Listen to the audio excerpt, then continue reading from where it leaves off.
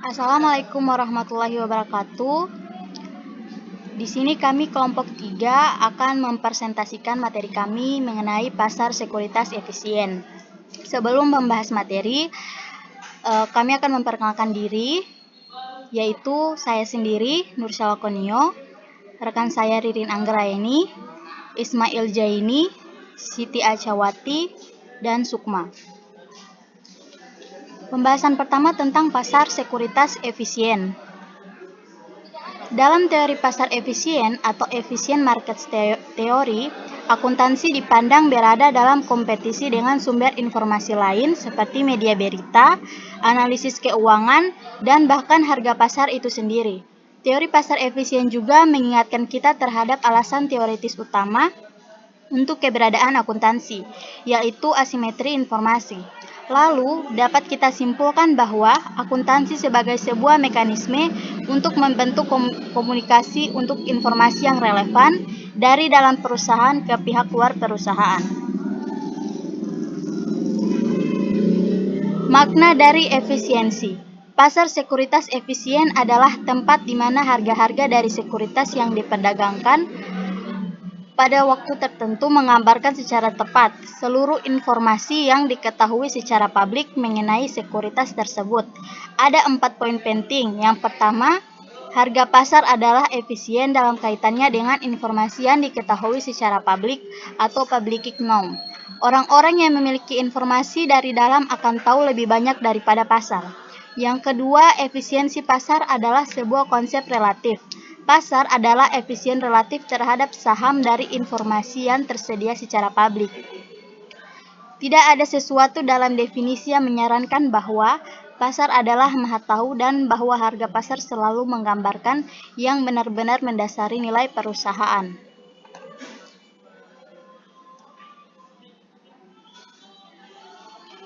Yang ketiga, investasi merupakan permainan jujur atau fair game. Jika pasar adalah efisien, hal ini berarti investor tidak dapat mengharapkan untuk memperoleh kelebihan tingkat pengembalian atas sebuah sekuritas atau portofolio sekuritas di atas tingkat pengembalian normal yang diharapkan atau sekuritas portofolio yang bersangkutan, di mana tingkat pengembalian normal mengizinkan adanya resiko. Yang keempat, implikasi dari pasar sekuritas efisien adalah bahwa sekuritas seharusnya berfluktuasi secara acak setiap waktu. Alasan satu-satunya bahwa harga akan berubah adalah jika beberapa informasi yang relevan tetapi tidak diharapkan datang secara acak. Sehingga jika memeriksa urutan waktu yang dibentuk oleh tahapan perubahan harga untuk sekuritas tertentu, urutan ini seharusnya berfluktuasi secara acak setiap saat sesuai dengan teori efisiensi pasar.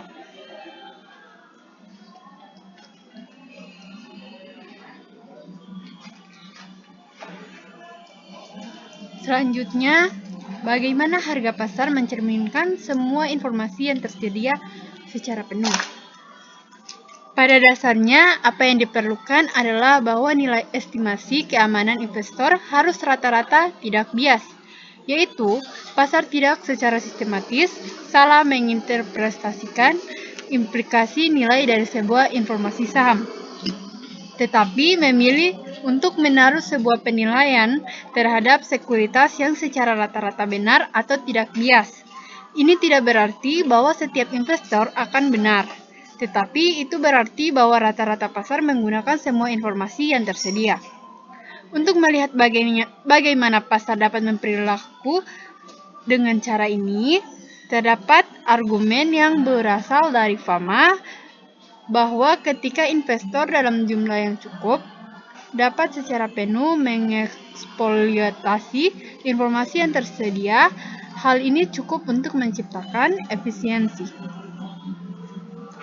Selanjutnya, implikasi pasar keamanan yang efisien untuk akuntansi keuangan. Menurut Buffer, implikasi besar yang pertama adalah bahwa kebijakan akuntansi yang diadopsi oleh perusahaan tidak mempengaruhi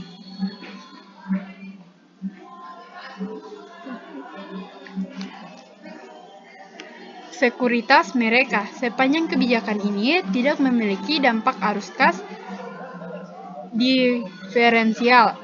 Penggunaan kebijakan akuntansi yang khusus diungkapkan dan informasi yang cukup diberikan sehingga pembaca dapat mengkonversikannya terhadap kebijakan yang berbeda. Implikasi kedua yang disebut pasar sekuritas. Efisien berjalan bersamaan dengan pengungkapan penuh. Ketiga, efisiensi pasar mengimplikasikan bahwa perusahaan seharusnya tidak terlalu memperhatikan investor yang naif, yaitu informasi laporan keuangan tidak perlu disajikan begitu sederhana, sehingga setiap orang dapat memahaminya.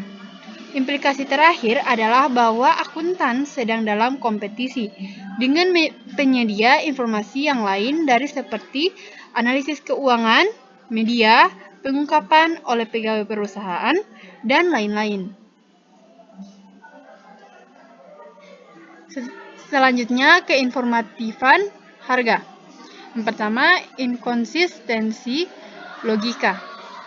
Efisiensi mengimplikasikan bahwa harga pasar dari sekuritas setiap waktu secara tepat merefleksikan seluruh hal yang diketahui secara publik tentang sekuritas. Apakah yang mendorong harga pasar untuk karakteristik yang merefleksikan secara tepat ini adalah tindakan dari investor yang telah diberikan informasi yang selalu berusaha untuk memperoleh dan memproses informasi untuk membuat keputusan menjual atau membeli terbaik. Dengan definisi dari efisiensi pasar, seluruh informasi yang tersedia telah terefleksikan dalam harga pasar, yaitu harga sepenuhnya informatif. Inkonsistensi logika kemudian adalah jika harga sepenuhnya merefleksikan informasi yang tersedia. Tidak ada motivasi bagi para investor untuk memperoleh informasi, sehingga harga tidak akan sepenuhnya menggambarkan informasi yang tersedia. Ini berpotensi menyebabkan implikasi serius untuk teori akuntansi, karena kurangnya keseimbangan membuatnya bermasalah apakah informasi laporan keuangan berguna bagi investor.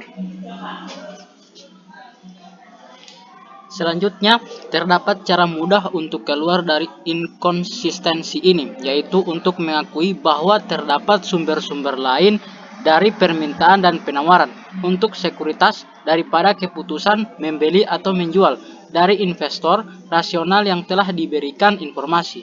Contoh, manajemen perusahaan memiliki informasi dari dalam yang membawa pada keyakinan bahwa perusahaan dinilai lebih rendah daripada yang seharusnya. Untuk meluruskan hal ini, manajemen dapat terlibat pada pengungkapan sukarela, yaitu pengungkapan informasi yang melampaui persyaratan minimal dari GAAP dan standar pelaporan lainnya. Sayangnya, terdapat batasan dalam pengungkapan sukarela tidak hanya karena sistem legal yang mungkin tidak sanggup untuk memperkuat kredibilitas secara lengkap, tetapi karena manajemen tidak akan mau memberikan informasi yang akan menjauhkan keuntungan kompetitif. Hal itu tidak berarti bahwa harga sekuritas sepenuhnya informatif dalam hubungannya dengan informasi yang tersedia setiap waktu. Kemudian model biaya modal. Yang pertama, Capital Asset Pricing Model atau CAPM. Untuk memformalkan hubungan antara harga pasar efisien dari sekuritas, resikonya, dan tingkat pengembalian yang diharapkan pada sekuritas seharusnya biasa dilakukan dengan model penetapan harga aset modal Sharpe-Linter atau CAPM. Asumsi bahwa terdapat sebuah aset bebas risiko dalam ekonomi dengan tingkat pengembalian RF. Asumsikan juga bahwa pasar sekuritas efisien dan biaya transaksi adalah 0. Kemudian terdapat 3 kegunaan dari rumus CAPM. Yang pertama, ia menjelaskan bagaimana harga pasar tergantung pada ekspektasi pasar atas harga saham masa depan dan dividen. Maka harga saat ini akan secepatnya berubah untuk merefleksikan ekspektasi yang baru. Yang kedua, dengan kembali pada sudut pandang ekspos dari return, CAPM menyediakan cara untuk memisahkan tingkat pengembalian yang direalisasi atas saham ke dalam komponen yang diharapkan dan tidak diharapkan. Versi dari CAPM ini disebut sebagai model pasar atau market model. Ia menyatakan bahwa tingkat pengembalian RJT yang direalisasi selama periode adalah penjumlahan dari tingkat pengembalian yang diharapkan pada awal periode dan tingkat pengembalian abnormal atau abnormal return yang tidak diharapkan. Ketiga, model pasar yang menyediakan cara yang nyaman untuk mengestimasi beta saham yang merupakan pengukuran risiko penting untuk investor. Kritik terhadap Capital Asset Pricing Model atau CAPM. Yang pertama, CAPM mengasumsikan ekspektasi rasional secara akurat bahwa dapat menciptakan sumber risiko estimasi bagi investor. Namun, estimasi ini tidak mungkin sepenuhnya akurat, terutama jika hanya beberapa periode data yang tersedia untuk estimasi. Juga, beta perusahaan dapat berubah. Yang kedua, CAPM tidak mempertimbangkan bahwa pasar sekuritas mungkin mengandung investor rasional dengan berbagai tingkat kecanggihan. Pada kenyataan, di pasar sekuritas terdapat lebih dari satu kelas investor rasional. Bertentangan dengan kenyataan, CAPM mengasumsikan pengetahuan umum. Yang ketiga, CAPM mengasumsikan bahwa biaya transaksi pembelian dan penjualan sekuritas adalah nol. Artinya, mengasumsikan pasar yang sangat liquid, padahal secara realistis pasar tidak sepenuhnya liquid. Selalu ada biaya pembelian dan penjualan saham, seperti biaya broker dan penyebaran tawaran. Yang keempat, CAPM mengasumsikan rasionalitas investor.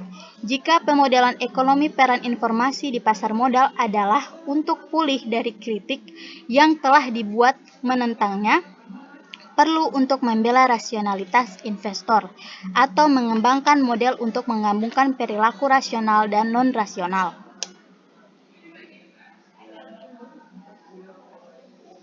Selanjutnya, asimetri informasi atau informasi asimetri.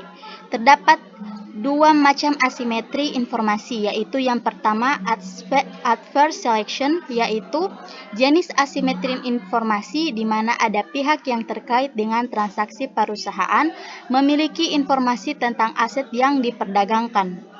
Sedangkan pihak lain atau investor biasa tidak memiliki informasi yang sama. Hal ini dapat dilakukan oleh manajer atau orang dalam perusahaan dengan mengendalikan penyerahan informasi kepada investor sesuai dengan kepentingannya. Yang kedua, moral hazard, yaitu jenis asimetri informasi di mana ada pihak yang terkait dengan transaksi perusahaan yang dapat mengamati secara langsung berjalannya transaksi tersebut, sedangkan pihak lain tidak dapat melakukan hal yang sama. Hal ini dapat terjadi karena adanya pemisahan kepemilikan dan pengendalian terhadap perusahaan.